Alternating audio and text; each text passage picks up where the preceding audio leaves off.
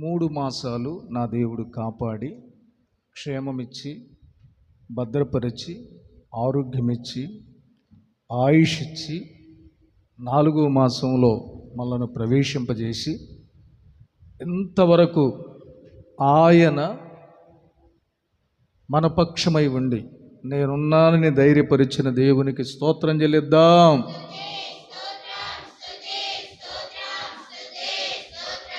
హల్లెలూయా. చూడండి, పరిశుద్ధ బైబిల్ గ్రంథంలో నుండి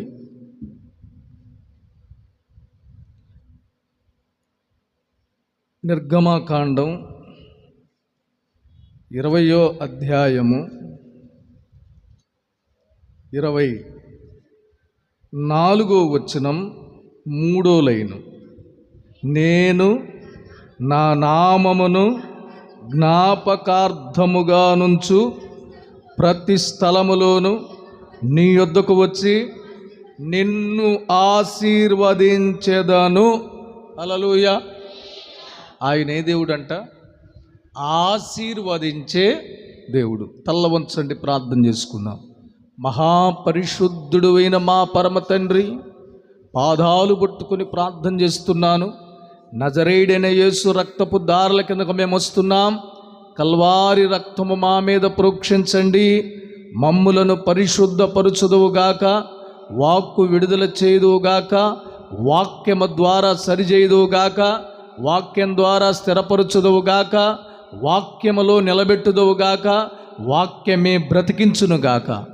ఆ రీతిగా అట్టి శ్రేష్టమైన వాక్కులు బ్రతికించే మాట ద్వారా బలపరచమని ఇక్కడున్న ప్రతి విధమైన సాతాను, అంధకార, దురాత్మ, చీకటి, శాతబడు, మాంత్రిక శక్తులను యేసుని నామములో బంధిస్తున్నాము నాయన.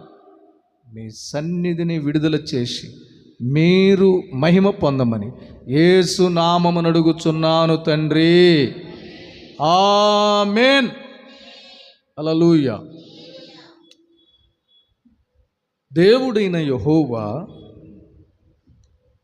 తన సేవకుడైన మోషేతో ఈ విధముగా మాట్లాడుతున్నాడు. నేను నా నామమును జ్ఞాపకార్థముగా నుంచు ప్రతి స్థలములోను నీ యొద్దకు వచ్చి నిన్ను ఆశీర్వదించెదను. హల్లెలూయా. ఏం చేస్తానన్నాడు ఆయన? ప్రతి స్థలములోను నీ యొద్దకు వచ్చి ఆయన ఏ దేవుడై ఉన్నాడు? ఆశీర్వదించే దేవుడై ఉన్నాడు. హల్లెలూయా. గమనించండి, ఎప్పటి వరకు ఆశీర్వాదము లేక బాధపడుతున్నావా? కష్టపడుతున్నావు, శ్రమ పడుతున్నావు, రెక్కలు ముక్కలు చేసుకుంటున్నావు, చెమట కారుస్తున్నావు, రేయనక పగలనక చాలా ప్రయాసపడుతున్నావు. ప్రయాసలో కలిగిన ప్రతిఫలము లేక నలిగిపోతున్నావా? ఎంత శ్రమపడినా, ఎంత కష్టపడినా సంపాదించిన సొమ్ము చేతిలో మిగలక నలిగిపోతున్నావా? ఆయన అంటాడు, నేను నీ వద్దకు వచ్చి నిన్ను ఆశీర్వదించెదను. హల్లెలూయా. ఏమన్నాడు?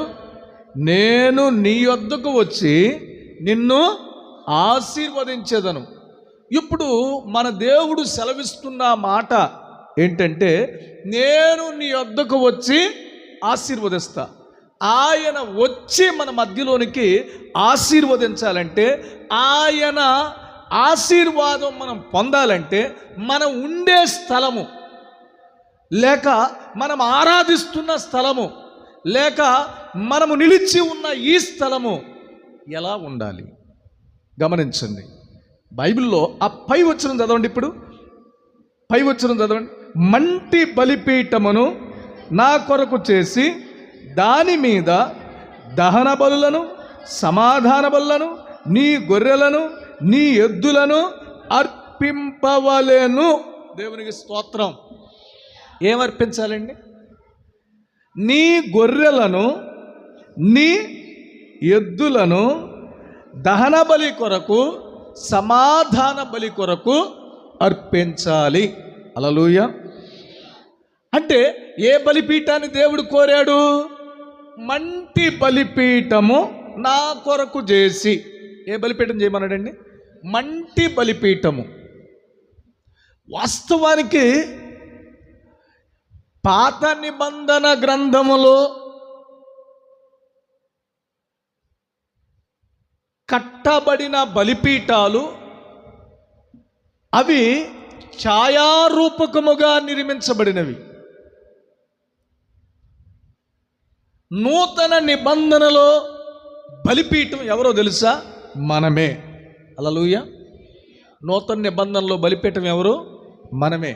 పాత నిబంధన కాలములో, మోషే ధర్మశాస్త్ర కాలములో దేవుడు మోషేకి ఇచ్చినటువంటి ఆజ్ఞ ప్రకారం, నియమం ప్రకారం మొట్టమొదటిగా దేవుడు కోరిన బలిపీఠం ఇదెంతో కట్టమన్నాడు?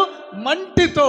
ఎందుకు దేవుడు మంటితో కట్టమన్నాడు అంటే, మానవుని దేవుడు నిర్మించినప్పుడు, లేక తన చేతులతో, తన రూపముతో, తన పోలికనిచ్చి మనిషిని చేసినప్పుడు దేవుడు మట్టితోనే చేశాడు. హల్లెలూయా, హల్లెలూయా. అంటే ఇప్పుడు గమనించండి, మంటి బలిపీఠము నా కొరకు చేసి. ఏం చేయాలంట? మంటి బలిపీఠం. రెండో బలిపీఠం కనపడుతుంది 25వ వచనంలో. రెండో బలిపీఠం, నీవు నాకు రాళ్లతో బలిపీఠమును చేయనప్పుడు మలచిన రాళ్లతో దాన్ని కట్టకూడదు. దానికి నీ పనిముట్టు తగలనిచ్చిన ఎడల అది అపవిత్రమగును. హల్లెలూయా. చాలా జాగ్రత్తగా వినాలి వాక్యం. మొట్టమొదట మంటి బలిపీఠమును నా కొరకు చేయమన్నాడు.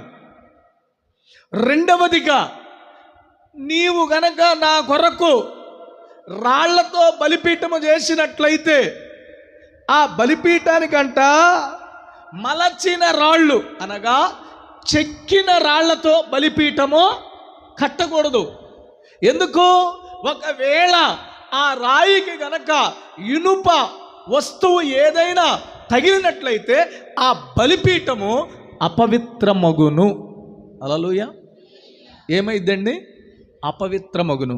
అంటే గమనించండి, దేవుడు మన యొద్దకు వచ్చి మనల్ని ఆశీర్వదించాలంటే మొదటి బలిపీఠం మట్టిది, అది నిన్నే చూపిస్తుంది.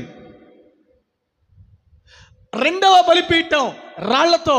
ఆ బలిపీఠం దేన్ని చూపిస్తుందో తెలుసా?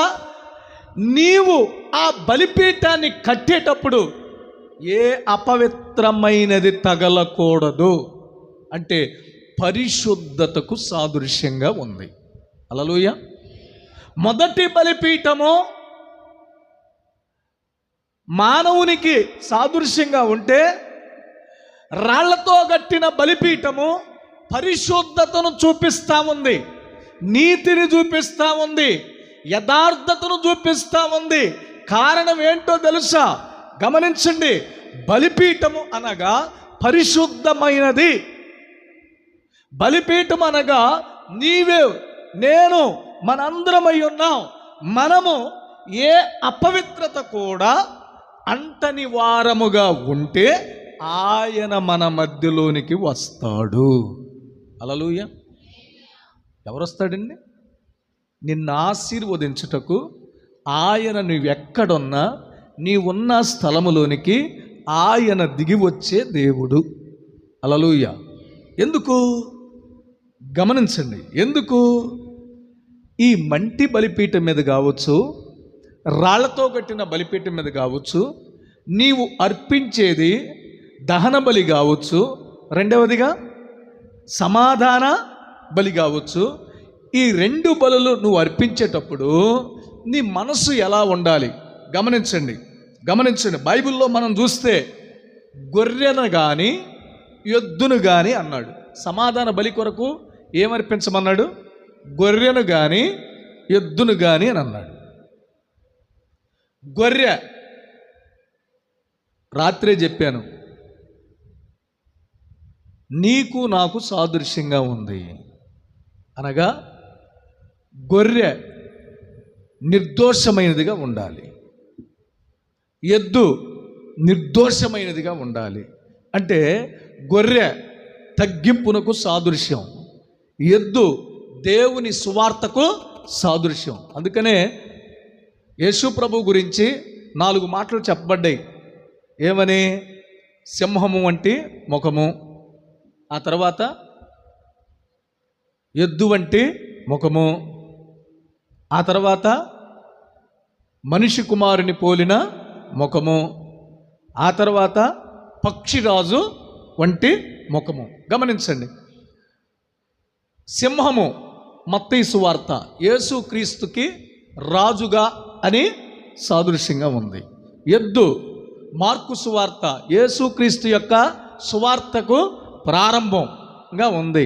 ఆ తర్వాత మనిషి కుమారుని పోలిన ముఖం అనగా లూకా సువార్త యేసుక్రీస్తు యొక్క మానవత్వాన్ని చూపించింది. ఆ తర్వాత పక్షిరాజు ముఖం అనగా యోహాను సువార్త యేసుక్రీస్తు యొక్క పరిశుద్ధాత్మకు సాదృశ్యంగా ఉంది. గమనించండి ఇక్కడ, ఇప్పుడు గమనించండి, గొర్రె దేనికి సాదృశ్యం అండి? దేనికి సాదృశ్యం? తగ్గింపునకు. అనగా ఒక విశ్వాసిగా దేవుని సంఘములో నీవు ఎలా ఉండాలంటే తగ్గింపు కలిగి ఉండాలి. హల్లెలూయా. ఎద్దు అనగా ఒక విశ్వాసిగా నీవు యేసు క్రీస్తును గూర్చినటువంటి సువార్త ఇతరులతో చెప్పాలి. ఏ వ్యక్తి అయితే దహన బలిపీఠం మీద, సమాధాన బలిపీఠం మీద ఒక ఎద్దుగా, ఒక గొర్రె పిల్లగా ఉంటారో ఆ వ్యక్తిలో తగ్గింపు ఉంది. ఆ వ్యక్తి యేసుక్రీస్తు గురించి చెప్పే విధానము కలిగి ఉన్నాడు. దేవునికి స్తోత్రం. అందుకనే గమనించండి, బలి అర్పించేటప్పుడు మోషే తన ఇశ్రాయేలుతో ఈ విధంగా చెప్పాడు. లేవి గ్రంథం 1వ అధ్యాయం 2-3 వచనాలు చూస్తే లేవియాకాండము 1వ అధ్యాయం చూడండి. ఇశ్రాయేలుతో ఎట్లను ఎవరైనాను యెహోవాకు బలి అర్పించినప్పుడు గోవుల మందలో నుండి కానీ, గొర్రెల మందలో నుండి కానీ, మేకల మందలో నుండి కానీ దాన్ని తీసుకొని రావాలను. అతడు దహన బలి రూపముగా అర్పించినది గోవుల్లో దైనను ఎడల నిర్దోషమైన మగదానిని తీసుకొని రావాలను. తాను యెహోవా సన్నిధిని అంగీకరించినట్లు ప్రత్యక్షపు గుడారం యొక్క ద్వారమునకు దాన్ని తీసుకొని రావలెను. దేవునికి స్తోత్రం కలుగును గాక. అంటే గోవు అనగా అర్థం ఏంటి? దానికి సాదృశ్యం ఏంటి? ఎద్దు. ఆ తర్వాత ఏమన్నాడు? గొర్రెల మందలు. ఇక్కడ మేకల మందను కూడా చెప్పాడు. కానీ దేవుడు కోరింది ఏంటి? అక్కడ గొర్రెనే కానీ ఎద్దునే కానీ అన్నాడు. ఇప్పుడు గొర్రె దేనికి సాదృశ్యం? తగ్గింపునకు. ఎద్దు దేనికి సాదృశ్యం?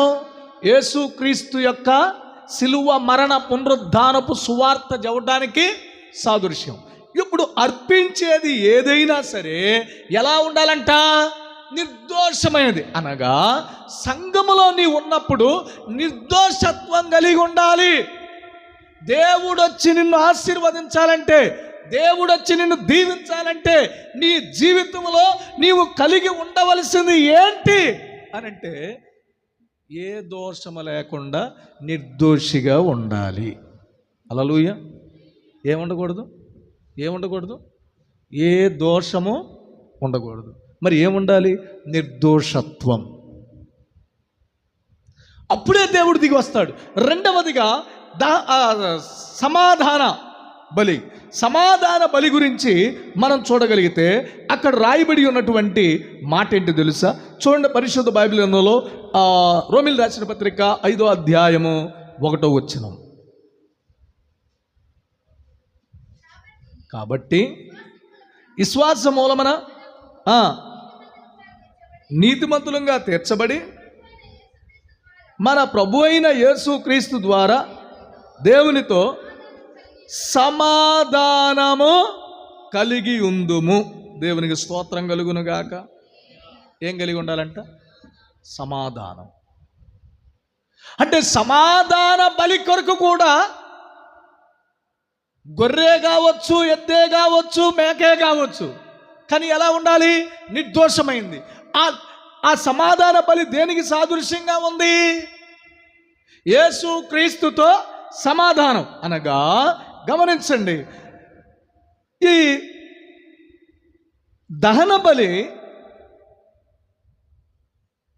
మన ఆత్మరక్షణకు, బాప్తీసమునకు సాదృశ్యంగా ఉంటే, సమాధాన బలి ఐక్యతను, సమాధానాన్ని చూపిస్తుంది. హల్లెలూయా. లేక సహవాసాన్ని చూపిస్తుంది. నువ్వు దేవుని ఇంట్లో ఉన్నప్పుడు నిర్దోషత్వం కలిగిన నీవు మారు మనసు, రక్షణ, బాప్తీసము పొంది దేవునితోనూ, ప్రజలతోనూ, సంఘములో విశ్వాసులతోనూ నీవు ఐక్యత కలిగి, సహవాసము కలిగి ఉండాలి. హల్లెలూయా, హల్లెలూయా. గమనించండి, నీ బలిపీఠానికి ఒకటి ఇనుప పనిముట్టు తగలకూడదు. హల్లెలూయా. ఏం తగలకూడదు? ఇనుప పనిముట్టు తగలకూడదు. తగిలితే అపవిత్రపరచబడుతుంది. 2, నీ బలిపీఠం మీద అర్పించేది, అది దహన బలైనా, సమాధాన బలైనా, గొర్రెనే కానీ, ఎద్దునే కానీ అర్పించాలి. ఆ గొర్రె తగ్గింపునకు, ఎద్దు యేసుక్రీస్తు గురించి సువార్త చెప్పటానికి సాదృశ్యంగా ఉంది. అనగా బలిపీఠంగా మార్చబడిన నీవు తగ్గింపు కలిగి యేసయ్యను గురించి చెప్పాలి. 3, అర్పించేది ఏదైనా సరే, ఆ అర్పణ, దహన బలి రక్షణ, బాప్తీసానికి సాదృశ్యంగా ఉంటే, సమాధాన బలి ఐక్యత, సహవాసాన్ని చూపిస్తుంది. హల్లెలూయా. అంతే కదండి. ఇప్పుడు గమనించండి, ఇలాంటి స్థలాన్ని, ఇలాంటి హృదయాన్ని, ఇలాంటి వ్యక్తులను ప్రభు అంటున్నాడు, నేను వారి మధ్యలోకి వచ్చి వారిని ఆశీర్వదిస్తా. హల్లెలూయా. ఆయన ఏమంటున్నాడు? నేను వారి మధ్యలోకి వచ్చి వారిని ఆశీర్వదిస్తా. అయితే నీ బలిపీఠానికి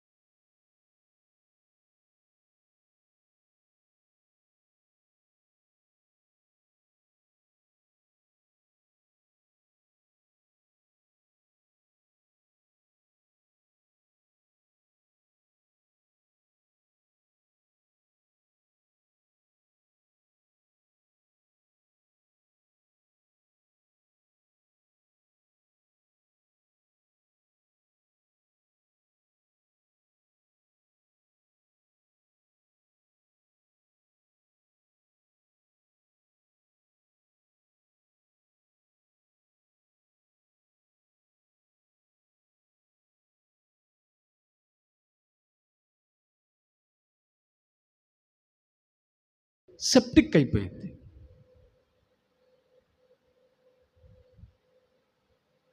గమనించండి, ఆ ఇనుముకున్న లక్షణం ఏంటంటే తుప్పు పట్టిద్ది. 2, ఇనుముకున్న లక్షణం ఏంటి? సెప్టిక్ అయింది. ఒక గాయం అయితే, ఒక వ్యక్తికి ఒక మేకు తగిలి ఏదన్నా జరిగితే ఏమైందండి? సెప్టిక్ అయింది. అదే ఇనుపు పనిముట్టుతో ఏ వ్యక్తి మీదన్నా కత్తి పైకెత్తామనుకో ఏమైంది? ఇనుప పనిముట్టు ఎత్తినవాడు నరహంతకుడు అవుతాడు, ఆ పనిముట్టు తగిలినోడు చచ్చిపోతాడు. గమనించినట్లయితే ఇనుము అనేది హానికరమైనది, ఇనుము అనేది అపవిత్రమైనది, ఇనుము అనేది నీ జీవితాన్ని పాడు చేయగలిగింది, నీ బలిపీఠాన్ని అపవిత్రపరచగలిగింది, నిన్ను దేవునికి వేరు చేయగలిగింది, దేవుని ఆశీర్వాదానికి నిన్ను దూరము చేయగలిగింది ఇనుము. అందుకే నీ బలిపీఠానికి ఇనుము తగలకూడదు. నీవు మట్టి బలిపీఠము అనగా మెత్తని హృదయము కలిగి నువ్వు ఉండాలి. హల్లెలూయా. అప్పుడే దేవుడు వస్తాడు, అప్పుడే దేవుడు వస్తాడు. అందుకనే బైబిల్లో ఒక కుటుంబం ఉంది. వారు ఏదెను తోటలో నుండి బయటికి త్రోసివేయబడిన తరువాత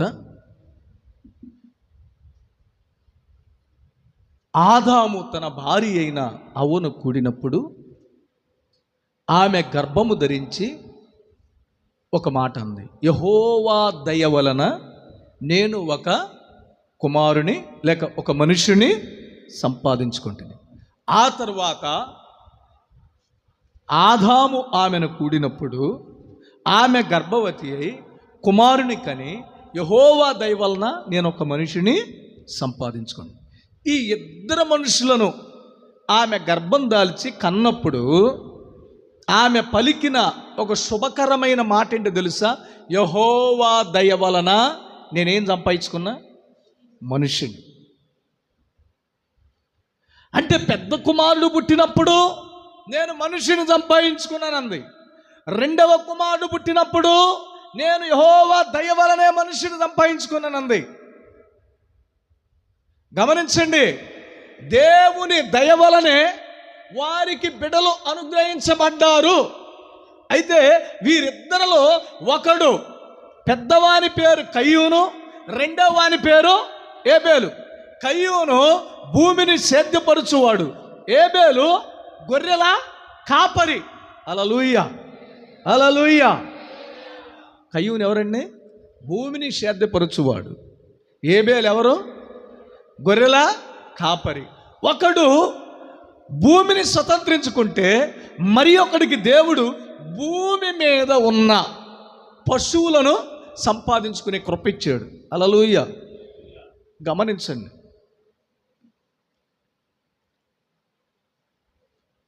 డబ్బును నమ్ముకున్నవాడైనా పాడైపోతాడు. భూమి మీద ఆధారపడినవాడు అంటే భూమిని నమ్ముకునేవాడు పాడవడు. ఎందుకు? ఈరోజు భూమి వెల తక్కువే కనపడచ్చు, కానీ కాస్త సంవత్సరాలు తరబడే కొలది భూమి వెల ఏమైందండి? పెరిగిపోయింది. గమనించండి, అంటే కయ్యూనికి ఇచ్చిన కృప ఏంటో తెలుసా? ఇదిగో నీ ఎదుట ఈ భూమి ఉంది, ఈ భూమిని సేద్యపరుచుకో, దీంట్లో విత్తనాలు వేసుకో, దీంట్లో పంటలు పండించుకో, తిను, నాకు ఇయ్యాల్సింది నాకు ఇవ్వు. హల్లెలూయా. ఏమన్నాడు? పండించుకో, వాడుకో ఈ భూమి అంతా, కానీ వచ్చిన ఫలం ఉంది కదా, ఆ ఫలములో నాకు రావలసింది నాకు తీసుకొచ్చి. దేవుడు వచ్చి ఆశీర్వదించాలంటే దేవునికి ఇవ్వాల్సింది దేవునికి ఇవ్వాలి. అందుకనే యేసుప్రభు దగ్గరికి సుంకరి వచ్చి, ఏమండి అందరూ పన్ను చెల్లిస్తున్నారు, మీరు ఎందుకని పన్ను చెల్లించరు? మీరు భూమి మీద ఉండట్లేదా? మీరు నీళ్లు తాగట్లేదా? మీరు తినట్లేదా? పన్ను చెల్లించరు ఏంటి అని అన్నాడు. అని అంటే యేసుప్రభు అంటాడు, పేతురు సముద్రంలోకి వెళ్ళు, వలై ఒక చేప పడిద్ది, దాంట్లో ఏముండిద్ది? షెకేలు ఉండిద్ది, దాన్ని తీసుకో. పేతురు వెళ్ళాడు, వలేసాడు, చేప వచ్చింది, వలలో పడింది. ఆ చేప నోరు తెరవంగల, దాంట్లో ఏముంది? షెకేలు ఉంది. దాన్ని తీశాడు. ప్రభువా నువ్వు చెప్పినట్లే జరిగింది, కైసరిది కైసరికి ఇవ్వు, నీది నువ్వు ఉంచుకో, దేవునిది దేవునికి ఇచ్చేయి. దేవుని స్తోత్రం. కైసరిది కైసరికి ఇచ్చేయి, నీది నువ్వు ఉంచుకో, దేవునికి ఇచ్చేయి అని అన్నాడు. అలాగునే పేతురు గారు చేశాడు. దేవునికి స్తోత్రం. ఇప్పుడు కయ్యూను కూడా కొద్ది కాలమైన తరువాత భూమిని సేద్యపరిచి దానిలో ఉన్న పంటను తీసుకున్నాడు. హేబేలు కూడా గొర్రెల కాపరి అయ్యుండి ఆ గొర్రెలను మేపుతూ ఆ గొర్రెల్లో కొంత శ్రేష్టమైనది దేవునికి అర్పించడానికి అతడేమన్నా భూమిలో పండిన పంటను తీసుకొచ్చాడు, ఇతడేమన్నా తన మందలో ఉన్న గొర్రెలను తీసుకొచ్చాడు. దేవునికి అర్పిస్తూ ఉన్నారు. ఇద్దరు అర్పిస్తున్నారు. హల్లెలూయా. ఇద్దరు అర్పిస్తున్నారు. ఈ ఇద్దరు అర్పించే క్రమములో హేబేలేమన్నా క్రొవ్వినవి, శ్రేష్టమైనవి, దేవుడు అంగీకరించేవి దేవుని సన్నిధికి తెచ్చాడు. కయ్యూను భూమి పంటలో ఏదో దేవునికి ఇవ్వాలి కదా అన్నట్లుగా తీసుకొచ్చాడు. అంటే హేబేలు అర్పణలో పరిశుద్ధత ఉంది, నిర్దోషత్వం ఉంది,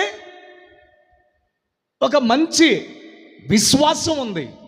కయ్యూను అర్పణలో పరిశుద్ధత లేదు, ఆ తరువాత విశ్వాసం లేదు. వీరిద్దరూ కయ్యూను మనసు దేవునికి విరోధంగా ఉంది, హేబేలు మనసు దేవునికి ఇష్టంగా ఉంది. వారిద్దరూ అర్పణ దేవుని ముందుకు వచ్చేటప్పటికి దేవుడు వారి అర్పణ చూసినప్పుడు ఒక అర్పణలో పరిశుద్ధత కనబడింది, నీతి కనబడింది, యథార్థత కనబడింది, దైవభక్తి కనబడింది. అంగీకరించడానికి ఆ అర్పణ యోగ్యకరంగా ఉంది. అందుకే దేవుడు ఆ అర్పణ అంగీకరించాడు. దేవునికి స్తోత్రం. హల్లెలూయా. దేవుడు అర్పణ అంగీకరించాడు. ఈ కయ్యూను అర్పణ చూసేటప్పటికి దేవుడు లక్ష్య పెట్టలా. దేవుడు లక్ష్య పెట్టలేదన్న సంగతి కయ్యూనుకి తెలుసుకొని అతడు చేసిన పని ఏంటో తెలుసా? అతడు చేసిన పని చదవండి. పరిశుద్ధ బైబిల్ గ్రంథంలోకి వద్దాం. పరిశుద్ధ బైబిల్ గ్రంథంలో 4వ అధ్యాయం ఆది కాండము 4వ అధ్యాయం 5వ వచనం చూడండి. కయ్యూను అతని అర్పణను ఆయన లక్ష్య పెట్టలేదు కాబట్టి మిక్కిలి కోపం వచ్చి అతడు తన ముఖమును చిన్నబుచ్చుకొనగా. చాలా ఆగండి. ఒకటి కయ్యూను అర్పణలో ఏమీ లేదండి, ఏమీ లేదు, పరిశుద్ధత. హల్లెలూయా. ఏమి లేదు, పరిశుద్ధత. నేను చెప్పాను ముందే, నువ్వు మంటి బలిపీఠం అయినా రాళ్లతో బలిపీఠం కట్టినా నీ బలిపీఠంలో ఏముండాలి? పరిశుద్ధత. నువ్వు అర్పించేది గొర్రెలనైనా ఎద్దునైనా నీలో ఏముండాలి? నిర్దోషత్వం ఉండాలి. ఆ నిర్దోషత్వంలో సహవాసం, ఐక్యమత్యం, రక్షణ, బాప్తిసం ఉండాలి, తగ్గింపు ఉండాలి. అయితే ఇతడు అర్పించిన దాంట్లో దేవుడు లక్ష్య పెట్టని విధంగా కయ్యూను అర్పణ ఉంది. కయ్యూను అర్పణ ఉండేటప్పటికి దేవుడు లక్ష్య పెట్టలేదని అతనిలో ఏమి కలిగిందో తెలుసా? మిక్కిలి కోపం. ఏమొచ్చిందండి కయ్యూనులోకి? ఏమొచ్చింది? మిక్కిలి కోపం. ఇక ఈ కోపం వచ్చి కయ్యూను ముఖం చిన్నబుచ్చుకున్నాడు. అది ఎవరు చూశారు? దేవుడు చూశాడు. చూసి కయ్యూను తట్టినాడు, నీకు కోపమేలా? హల్లెలూయా. నీకు కోపమేలా? ముఖము చిన్నబుచ్చుకొని ఉన్నావేమి? నీకు సత్క్రియ చేసిన ఎడల తల ఎత్తుకొనవా, సత్క్రియ చేయని ఎడల పాపము వాకిట ఎదుట ఏముందంట, పొంచి ఉన్నది. నీ ఎడల దానికి ఏం కలుగును, వాంఛ కలుగును, నీవు దాన్ని. అంటే ఇప్పుడు కయ్యూనులో ఏముందండి, ఏముంది, పాపము.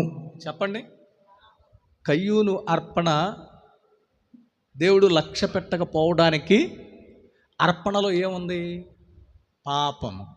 ఆ పాపం ఏం చేసింది, చిన్నబుచ్చుకునేటట్లు.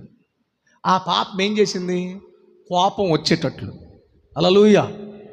ఆ పాపం ఏం చేసింది, చిన్నబుచ్చుకునేటట్లు. ఆ పాపం ఏం చేసింది, కోపం వచ్చేటట్లు. ఆ పాపం ఏం చేసింది, ఇదిగో నీ దయవల్లేగా ఆమె పొందుకుంది, ఆమె సాక్ష్యం ఇచ్చిందిగా హవ్వగారు, అతగాడు చూడు ఎలా ఉన్నాడు అని దేవుని ఎదుట ఒక ఫిర్యాదులా కనపడింది. అందుకే దేవుడు దిగొచ్చి, కయ్యూను నీవు సత్క్రియ చేసిన ఎడల, నీవు సత్క్రియ చేసిన ఎడల తలెత్తుకొనవా, నీవు సత్క్రియ చేయని ఎడల వాకిట పాపము పొంచియును, దాని మీద నీకు వాంఛ కలుగును, అది నిన్ను ఏలును. అంటే ఇప్పుడు కయ్యూనులో ఏముందండి, పాపము. అంటే కయ్యూనులో మంచి క్రియలు లేవు గనక, సత్క్రియ అనగా అర్థం ఏంటి, మంచి క్రియ లేదు గనక కయ్యూనులోకి ఏమొచ్చింది, పాపం. అందుకనే గమనించండి, నువ్వు దేవునికి ఏది చేసినా, నీవు దేవునికి ఏది ఇచ్చినా నీ క్రియ బాగుండాలి. నువ్వు మనిషికి ఇస్తున్నాను అని నువ్వు అనుకోకూడదు, దేవునికి ఇస్తున్నా. హల్లెలూయా. ఎవరికి ఇస్తున్నావు నువ్వు, నువ్విచ్చే ప్రతి కానుక దేవునికి. హల్లెలూయా, హల్లెలూయా. అందుకనే కయ్యూనులో పాపమున్నది. కారణం ఏంటంటే అతడు అర్పణ అర్పించే విషయములో ఏమి లేదంట, ఏమి లేదు, నిర్దోషత్వము లేక పరిశుద్ధత లేదు. అందుకే చిన్నబుచ్చుకున్నాడు, అందుకే కోపం వచ్చింది. అతని క్రియలు మంచివి కావు. ఒకటి కయ్యూనులో ఏముందండి, పాపం ఉన్నప్పుడు ఆ వ్యక్తి ఎదగలేడు, ఆ వ్యక్తి అభివృద్ధి పరచబడలేడు, ఆ వ్యక్తి ఆశీర్వాదం పొందలేడు. అందుకనే పాపం అనేది ఏ వ్యక్తిలో ఉండకూడదు. రెండవ మాట 8వ వచనం చదవండి. కయ్యూను తన తమ్ముడైన ఏబేలు మీద ఏబేలుతో కూడా మాట్లాడెను. వారు పొలములో ఉన్నప్పుడు కయ్యూను తన తమ్ముడైన ఏబేలు మీద పడి అతన్ని చంపెను. హల్లెలూయా. ఏం చేశాడండి, ఏం చేశాడు, చంపేశాడు. కయ్యూను ఏబేలుతో మాట్లాడుతున్నాడంట. ఇద్దరు కలిసి మాట్లాడుకుంటా ఉన్నప్పుడు ఈ కయ్యూనంట తన తమ్ముడైన ఏబేలు మీద పడి అతను ఏం చేశాడు, చంపేశాడు. ఇప్పుడు ఒకటి, అతనిలో పాపం ఉన్నది. 2, అతడు నరహంతకుడుగా మార్చబడ్డాడు. ఎట్లా మార్చబడ్డాడు, అతని మీద పడి చంపాడు కదా, అతని రక్తం భూమి మీద ఒలికింది కదా. అంటే అతనిలో నుండి రక్తం వచ్చిందంటే అతడు ఏ ఆయుధం వాడాడు, ఇనుప ఆయుధం వాడాడు. ఇప్పుడు ఇనుప ఆయుధం వాడటం వలన కయ్యూను ఏబేలును చంపాడు. ఏబేలు రక్తము భూమి మీద ఒలికించి ప్రాణము విడిచాడు. దేవునికి స్తోత్రం. అందుకనే కత్తి పట్టుకున్నవాడు కత్తితోనే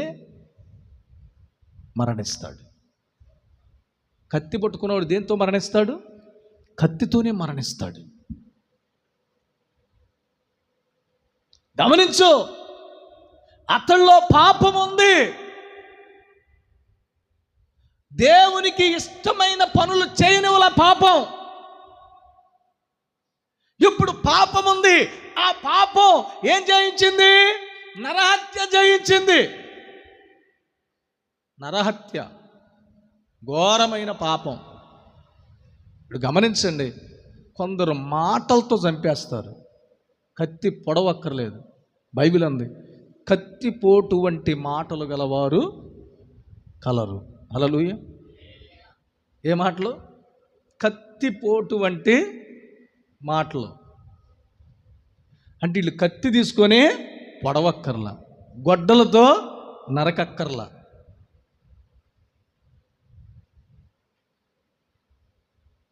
వాళ్ళ మాటలే కత్తి కంటే పొదునుగా ఉంటాయి. హల్లెలూయా. ఏం ప్రభు కుమార్ గారు నవ్వుకుంటున్నారు? హల్లెలూయా. మాటలు ఎలా ఉంటాయి? కత్తి కంటే పొదునుగా ఉంటాయి. గమనించు, కత్తి కంటే పొదును. వాక్యం అంటుంది, ఇతడు నరహత్య చేశాడు. రెండవ లోపం ఇతనిలో ఉందేంది? ఇతని బలిపీఠంలో పాపం ఉంది.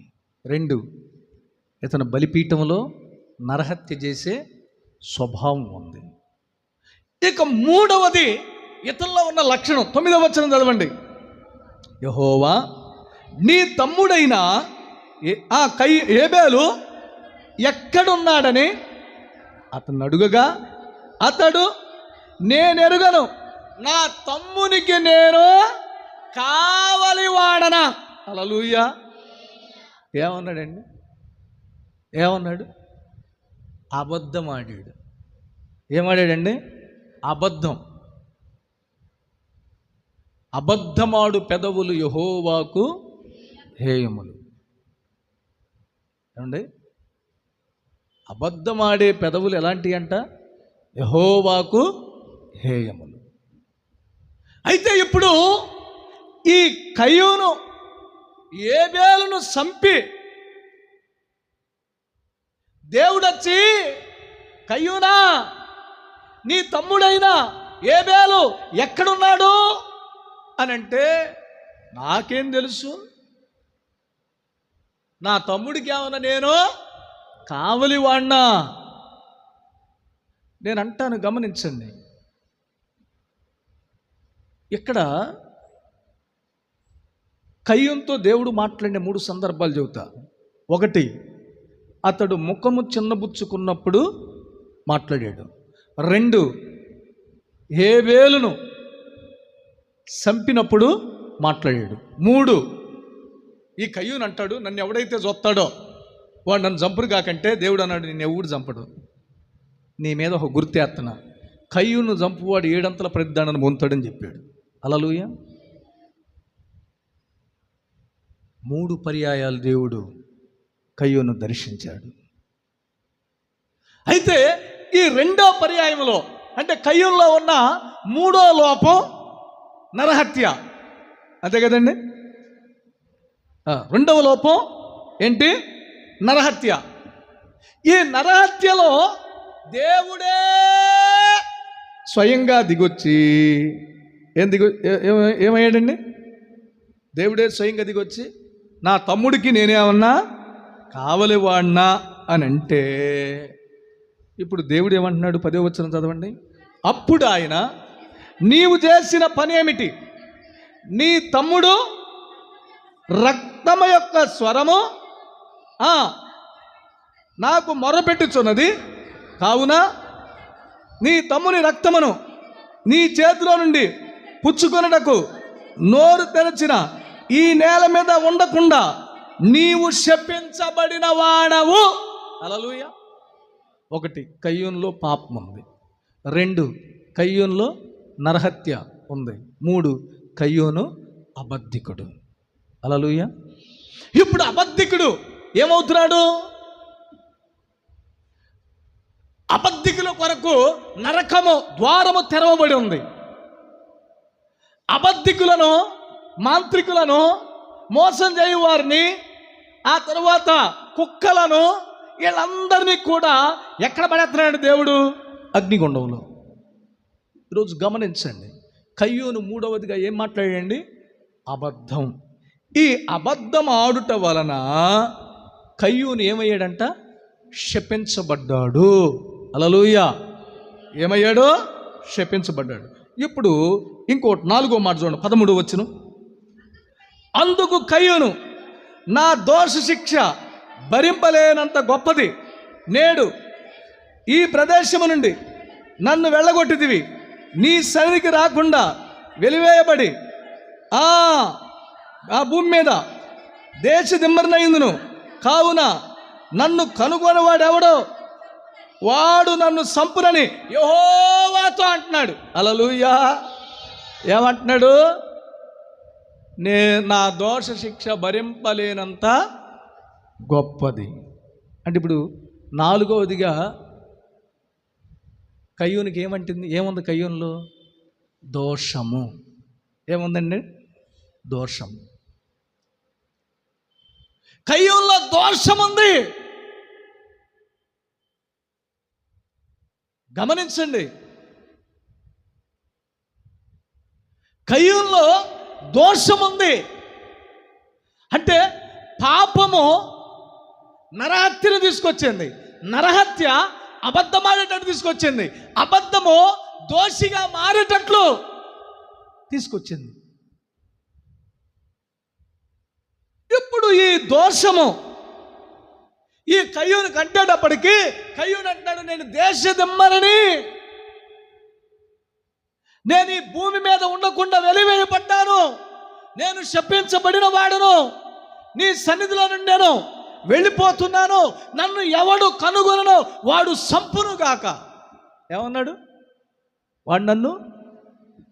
ఇప్పుడు దేవుడు ఏమన్నాడు? అందుకు యెహోవా అతనితో, కాబట్టి ఎవడైనను కయ్యూన్ని సంపిన ఎడల వానికి ప్రతిదండన 7 అంతలు కలుగునేను. మరియు ఎవడైనను కయ్యూన్ను కనుగొని అతను సంపగినట్లు యెహోవా అతనికి ఒక గుర్తేసాడు. హల్లెలూయా. అతనికి ఏం వేసాడండి? గుర్తేసేసాడు. ఇప్పుడు ఎన్నిసార్లు మాట్లాడాడు దేవుడు? 3 సార్లు. ఎన్నిసార్లు మాట్లాడాడు? 3 సార్లు. 1, కయ్యూను అర్పణ లక్ష్యము చేయనప్పుడు, కయ్యూను కోపగించుకున్నప్పుడు మాట్లాడాడు. 2, నరహత్య చేసినప్పుడు మాట్లాడాడు. 3, నన్ను కనుగొని వాడు నన్ను సంపును అన్నప్పుడు దేవుడు మాట్లాడాడు. ఈ 4 పర్యాయాలు కూడా కయ్యూను ఎక్కడున్నాడు? ఎక్కడున్నాడండి? దేవుని సన్నిధిలో. హల్లెలూయా. ఎక్కడున్నాడు? దేవుని సన్నిధిలో. 16వ వచనం, 5వ మాట చదవండి. 16వ వచనం.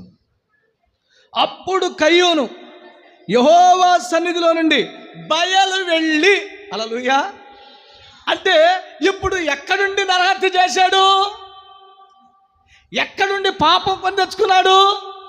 ఎక్కడుండి అబద్ధం ఆడాడు? ఎక్కడుండి దోష శిక్షణ తెచ్చుకున్నాడు? యెహోవా సన్నిధిలో ఉండే. హల్లెలూయా. అంటే ఇప్పుడు బలిపీఠాలు కూడా అపవిత్రపరచబట్టడానికి ఎక్కడుండి పడతాయి? దేవుని సన్నిధిలోనేగా. వాళ్ళంటే నచ్చదు, వీళ్ళంటే నచ్చదు, మొహం అటు ఒకరిటు, కలిసిపోయే స్వభావం, ఐకమత్యత లేదంటే అక్కడేముంది? పాపం ఉంది. అక్కడేముంది? రెండవదిగా నరహత్యం. అక్కడేముంది? అబద్ధాలు ఉన్నాయి. అక్కడేముంది? దోష శిక్ష. 4 పర్యాయాలు, 4 విషయాలలో పాపాన్ని పుటమ వేసుకున్నాడు, పాపాన్ని కూడగట్టుకున్నాడు. ఇతడు ఎక్కడున్నాడు తెలుసా? యెహోవా సన్నిధిలోనే ఉన్నాడు. దేవుని వలనే అనుగ్రహం పొందాడు. దేవుని చేత తల్లి దయ పొందిన మనుషుని సంపాదించుకుంది. అయితే ఇతడు దేవుని సన్నిధిలో ఉండి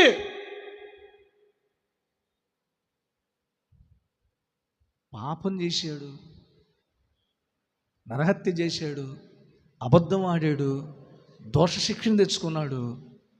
చివరికి 5వదిగా యెహోవా సన్నిధిలో నుండి బయటికి వెళ్ళాడు. హల్లెలూయా. హల్లెలూయా. ఎక్కడికి వెళ్ళాడండి? యెహోవా సన్నిధిలో నుండి బయటికి వెళ్ళిపోయాడు. దేవుడు ఏమన్నాడు? నేను నీ వద్దకు వచ్చి నిన్ను ఆశీర్వదించేదను. ఆయన ఆశీర్వాదం ఎక్కడుంది? ఆయన సన్నిధిలో ఉంది. ఎక్కడుందండి? ఆయన సన్నిధిలో ఉంది. అంటే ఆయన సన్నిధిలో ఉంటా, ఆయన ఆశీర్వాదం పొందవలసిన నీవు, ఆయన మేలు పొందవలసిన నీవు, ఆయన కొరకు బ్రతకవలసిన నీవు, సాక్ష్యం చెప్పవలసిన నీవు, పాపమును కూడగట్టుకొని, నరహత్యను కూడగట్టుకొని, అబద్ధాన్ని కూడగట్టుకొని, దోషాన్ని తీసుకొచ్చుకొని దేవుని సన్నిధిలో నుండి పారిపోయావు కదా. గమనించు, ఇతడు పారిపోయాడంటే ఇతన్ని బలిపీఠానికి పనిముట్టు తగిలింది. ఇనప పనిముట్టు. ఏం తగిలింది? ఇనప పనిముట్టు తగిలింది. ఇతడు అపవిత్రపరచబడ్డాడు గనక పాపము, ఆ తర్వాత నరహత్య, ఆ తర్వాత అబద్ధములు, ఆ తర్వాత దేశదిమ్మరి, ఆ తర్వాత దేవుని సన్నిధిలో నుండి పారిపోయే అనుభవం అతని జీవితంలో ఎదురైంది. ఈ పునరుద్ధాన దినమందు దేవుడు నిన్ను ఆశీర్వదించాలంటే, దేవుడు నీ వద్దకు రావాలంటే కయ్యూనులాగా ఉండకూడదు. కయ్యూను స్వభావం, కయ్యూను లక్షణాలు, కయ్యూను జీవితం ఉండకూడదు. నీవు దేవుని ఎదుట కనబడుతున్నప్పుడు నువ్వు పాట పాడొచ్చు, నువ్వు ఆరాధన చేయొచ్చు, నువ్వు వాయిద్యాలు వాయించవచ్చు, నువ్వు పరిచర్య చేయొచ్చు, ఎక్కడ కూడా అపవిత్రత అంటకూడదు. హల్లెలూయా. ఎక్కడ కూడా అపవిత్రత అంటకూడదు. అంటిందా దేవుని సన్నిధిలో నుండి నువ్వు ఒకరోజు పారిపోతావు, ఆశీర్వాదం కోల్పోతావు. ఆయన ఏమన్నా నీ వద్దకు రావాలని, ఆయన ఏమన్నా నిన్ను ఆశీర్వదించాలని, ఆయనకు సాక్షిగా నువ్వు ఉండాలని, ఆయనకు కొరకు నువ్వు బ్రతకాలని ఆయన ఆశపడితే నువ్వేం చేస్తున్నావు? గమనించండి. మోషే ఫరో ఇంట్లో అన్ని సౌకర్యాలు అనుభవించాడు. హల్లెలూయా. ఏమనుభవించాడు? అన్ని సౌకర్యాలు. అతడు తినని ఆహారం లేదు. లగ్జరీ.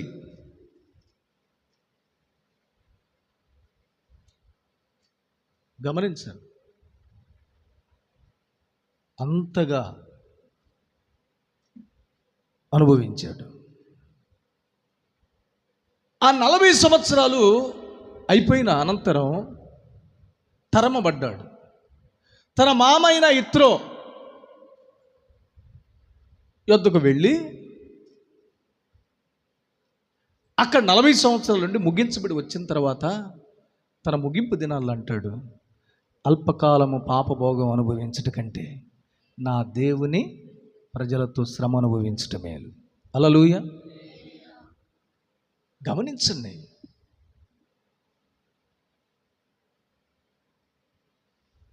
నలభై సంవత్సరాలు ఎంజాయ్మెంట్, ఎలా తినాలో, ఎలా బ్రతకాలో, ఎలా జీవించాలో, ఎలా నడవాలో అన్ని విధాలుగా అనుభవించాడు. 40 సంవత్సరాలు తన మామింట్లో ఉండి గొర్రెల మందను మేపాడు. ఆ గొర్రెల మంద ఏం నేర్పిందంటే విధేయత, తగ్గింపు, ప్రార్థన జీవితం, దేవుని ఎదుట భయభక్తులు కలిగే అనుభవం నేర్పింది. అన్నీ నేర్చుకున్న తర్వాత అరణ్యములో దేవుడు వచ్చి పిలిచి ఐగుప్తులోకి తీసుకెళ్ళి దేవుని ప్రజలతో శ్రమ అనుభవించాడు. ఎన్ని సంవత్సరాలు? 40 సంవత్సరాలు. మనకేమైనా చిన్న శ్రమ వచ్చిందనుకో ప్రార్థన అనుకుంటాం, నడువు నొప్పి వచ్చినా ప్రార్థన అనుకుంటాం, కాలు నొప్పి వచ్చినా ప్రార్థన అనుకుంటాం, తలనొప్పి వచ్చినా ప్రార్థన అనుకుంటాం. స్తోత్రం కలుగునుగాక. మరి ఆయన 40 సంవత్సరాలు శ్రమ పడ్డాడంట. ఎక్కడుండి? దేవుని సన్నిధిలో ఉండి. హల్లెలూయా. దేవుని సన్నిధిలో ఉండి శ్రమలు అనుభవించాడు. దేవుని సన్నిధిలో ఉండి బాధలు అనుభవించాడు. ప్రజల్లో నెమ్మది లేదు. ప్రజల వలన ఎన్ని కష్టాలు పడ్డాడు. అన్నిట్లో కూడా ఒకసారి అంటాడు, నేనేమన్నా కన్నానా? హల్లెలూయా. నేనేమన్నా కన్నానా? అయినప్పటికీ దేవుడు హెచ్చరిక చేసి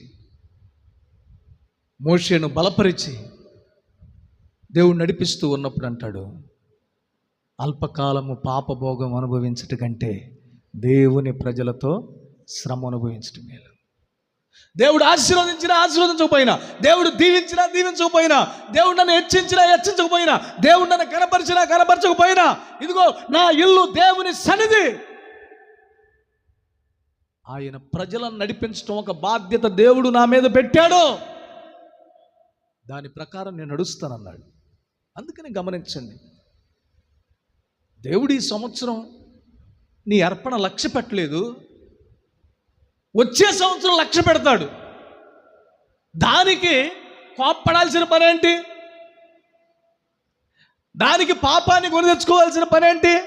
ముఖము చిన్నబుచ్చుకోవాల్సిన పనేంటి? ఈ విధముగా జరిగినందుకు, వాటికి నువ్వు అవకాశం ఇచ్చినందుకు, నరహత్య చేసే అవకాశం వచ్చింది, నరహత్య చేసి అబద్ధమాడే అవకాశం వచ్చింది, ఆ అబద్ధము దోషాన్ని తీసుకొచ్చే అవకాశం వచ్చింది, ఆ దోషము చివరికి నిన్ను దేవుని ఇంట్లో నుండి బయటికి నెట్టేసింది. దేవుడేమన్నా నేను నిన్ను ఆశీర్వదిస్తాను అంటున్నాడు. ఆశీర్వాదం పొందాలంటే నీవు నిలిచి ఉన్న స్థలములో నీవు కనిపెడుతూ ఉండాలి. హల్లెలూయా. ప్రభువు కొరకు జీవించాలి, ప్రభువు కొరకు ఆయుత్తపడాలి. అందుకంటాడు కదా అక్కడ. ఇప్పుడు నిర్గమాకాండం 20వ అధ్యాయము చదవండి. నేను నా నామమును జ్ఞాపకార్థముగా నుంచు ప్రతి స్థలములోను నీ యొద్దకు వచ్చి నిన్ను ఆశీర్వదించెదను. హల్లెలూయా. మన యొద్దకు వచ్చి మన దేవుడు ఏం చేయాలంట? ఏం చేయాలి? ఆశీర్వదించాలి. ఆయన ఆశీర్వదించాలంటే కయ్యూనులాగా మనము ఉండకూడదు. ఎట్లా ఉండకూడదు? కయ్యూనులాగా మనము ఉండకూడదు. ఆయన ఆశీర్వదించాలంటే మనం ఎలా ఉండాలి? మనము ఏబేలులాగా ఉండాలి.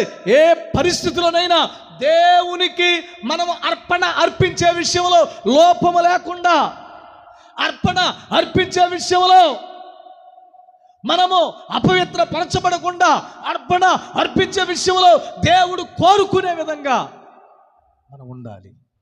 మన బలిపీఠాలు మండాలి. దేవునికి స్తోత్రం కలుగునుగా. ప్రార్థనా జీవితం ఎదగాలి. దేవుని పని మనం చేయాలి. అందుకే గమనించండి,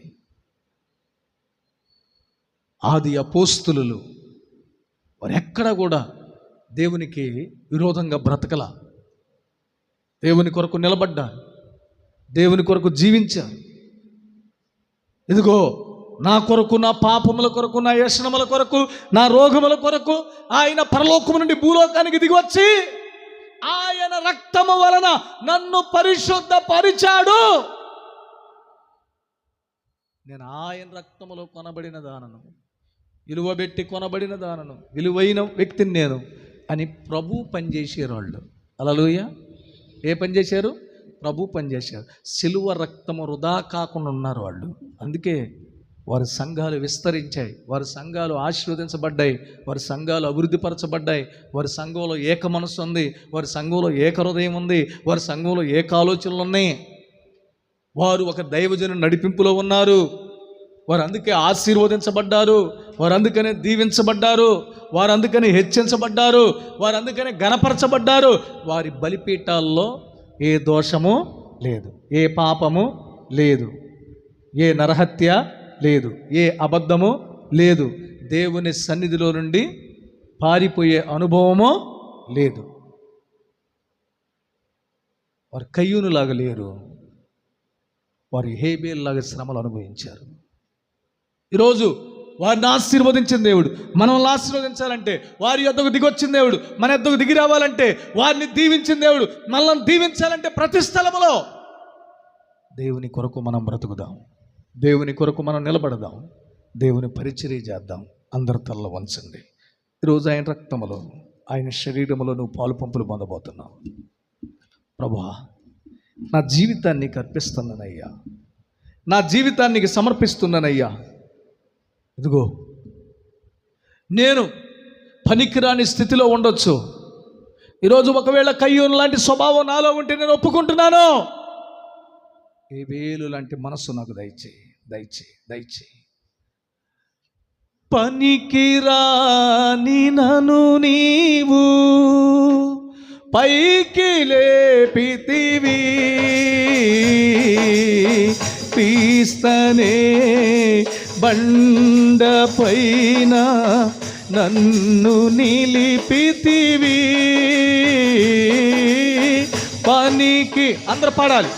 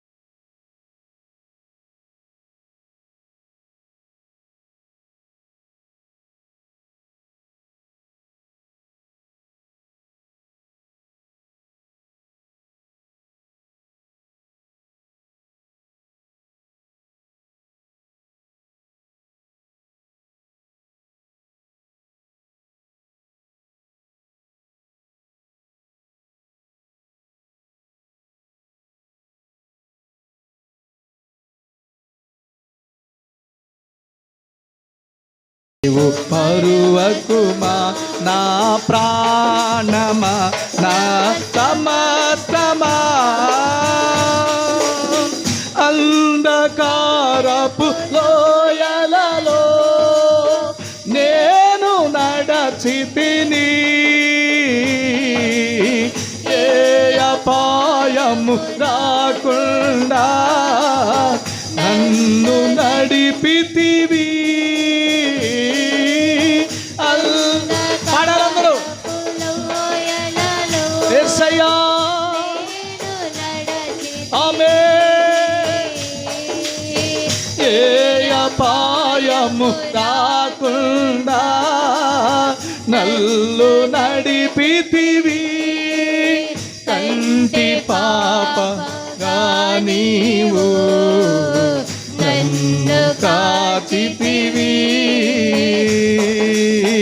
కంటి పాపగా నీవు నన్ను కాచితివి, కన్న తండ్రివి నీవని నిన్ను కొలిచెదను, ఇలలో నిన్ను కొలిచెదను, కంటి పంటిగా నీవు నన్ను కాచితివి, కల్ల తండ్రివి నీవని నిన్ను కొలిచెదను,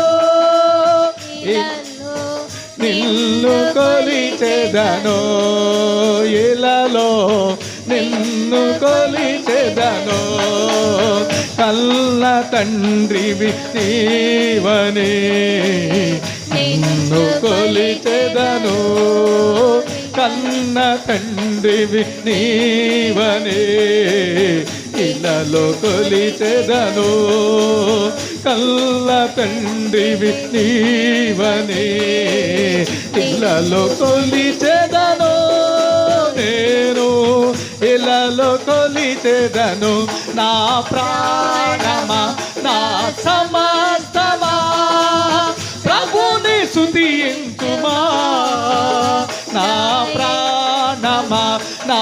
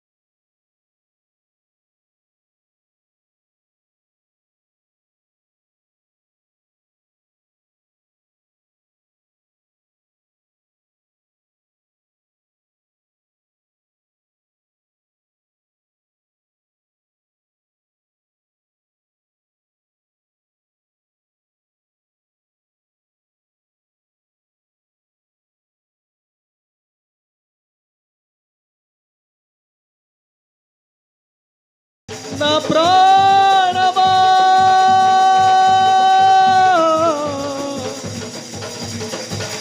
నీవు మరువకుమా, నా ప్రాణమా, నా ప్రాణమా, నా ప్రాణమా. ఈ మధ్యాహ్న వేళలో దేవుని సన్నిధిలో ఉన్న నీవు ఆయన నీ పట్ల చేసిన మేళ్లను, ఉపకారములను మరచిపోవద్దు, మరచిపోవద్దు, మరచిపోవద్దు. నిన్ను ఆశీర్వదించే దేవుడు, నిన్ను దీవించే దేవుడు, నిన్ను హెచ్చించే దేవుడు, నిన్ను కనపరిచే దేవుడు, నీ తల పైకెత్తే దేవుడు.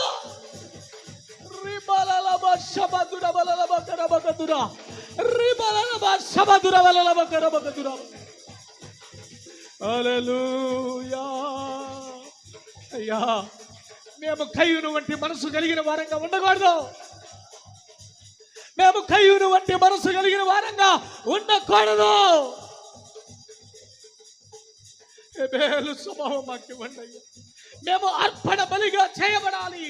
నీ కొరకు సమర్పణ కలిగిన జీవితం, నీ కొరకు ప్రతిష్ట కలిగిన జీవితం నాకును మాకును దయచేయ అయ్యా. పాపాన్ని కూడగట్టుకునే వాళ్ళంగా ఉండకూడదు, నరహత్య చేసే వారంగా ఉండకూడదు, అబద్ధాలాడే వాళ్ళంగా ఉండకూడదు, దోష శిక్షను కొని తెచ్చుకునే వారుగా మేము ఉండకూడదయ్యా. మేము నీ సన్నిధిలో నుండి పారిపోయే వారంగా మేము ఉండకూడదయ్యా. శ్రమలకైనా నిలబడిన మోషే వలే, శ్రమలకైనా నిలబడిన ఆదిమ సంఘం వలే మేము నిలబడి నీ కొరకు మేము బ్రతకాలయ్యా. అట్టి కృప మాకు దయచి ప్రార్థన చేసుకున్నాం. పాస్టర్ గారు ప్రార్థన చేస్తారు.